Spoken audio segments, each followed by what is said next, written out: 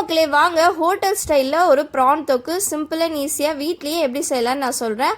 அதுக்கு ஒரு கடாயில் கொஞ்சமாக எண்ணெய் சேர்த்துக்கோங்க. எண்ணெய் நல்லா சூடுறதோ அதில் 1/2 டேபிள் ஸ்பூன் அளவுக்கு சோம்பு சேர்த்து நல்லா பொரிஞ்சதும் ஒரு மீடியம் சைஸ் வெங்காயம் சேர்த்து அது கூடவே 4 பச்சை மிளகா கொஞ்சமாக கருவேப்பிலை சேர்த்து நல்லா வெங்காயத்தை கோல்டன் ப்ரௌன் ஆகிற அளவுக்கு நல்லா வதக்கிக்கோங்க.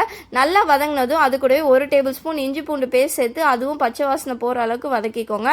இப்போ இது கூடவே பார்த்தீங்கன்னா ஒரு மீடியம் சைஸ் தக்காளியை சேர்த்து குட்டி குட்டியாக கட் பண்ணி சேர்த்துக்கோங்க. இல்லை நீங்கள் பியூரி மாதிரி அரைச்சுமே சேர்த்துக்கலாம். சேர்த்துட்டு அதையும் நல்லா வதக்கிக்கோங்க.